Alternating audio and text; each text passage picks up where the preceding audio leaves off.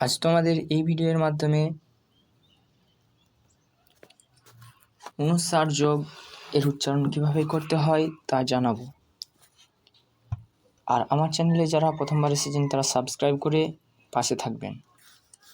যেমন এটা হচ্ছে অনুস্বার, এটাকে ফলো করতে হবে তোমাদেরকে।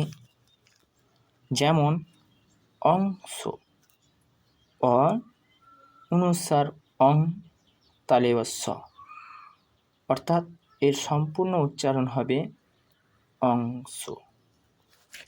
বংশ, ব অনুস্বার বং, স তালে স, বংশ, অর্থাৎ এর সম্পূর্ণ উচ্চারণ হবে বংশ।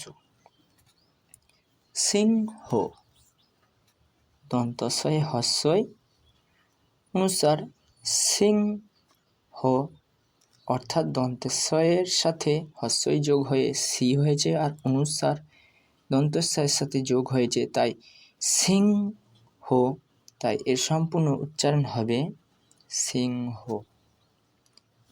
সিংহাসন,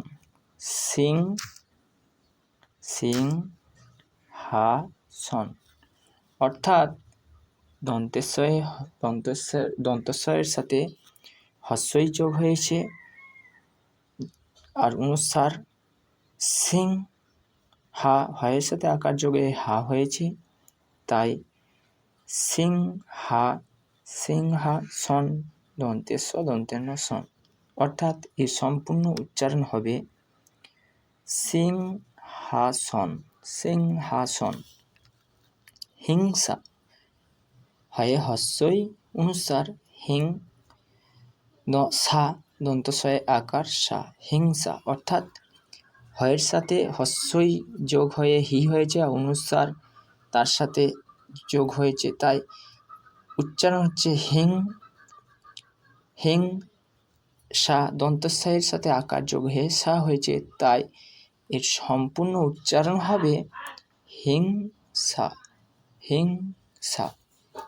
মাংস, ময় আকার অনুস্বার মাং দন্তেস্ব, মাংস, অর্থাৎ ময়ের সাথে আকার যোগ হয়ে মা হয়েছে আর অনুস্বার তার সাথে যোগ হয়েছে, তাই মাং হয়েছে আর দন্তেশ্বরটা সিঙ্গেল উচ্চারণ হয়েছে, অর্থাৎ এর সম্পূর্ণ উচ্চারণ হবে মাংস, মাংস।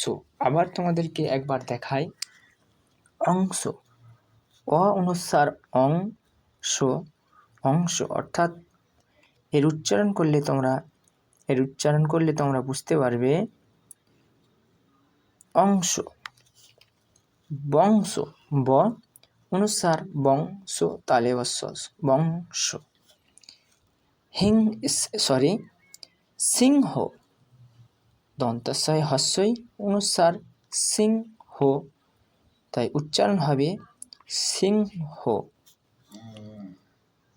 সিংহাসন, দন্তেস্ব হস্যই অনুস্বার সিং হা, সন দন্তেস্ব দন্তেন্য সন, অর্থাৎ সিংহাসন, সিংহাসন।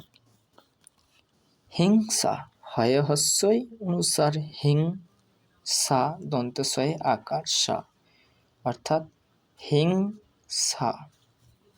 মাংস, ময়া আকার অনুস্বার মাংস দন্তেস্ব, অর্থাৎ উচ্চারণ হবে মাংস।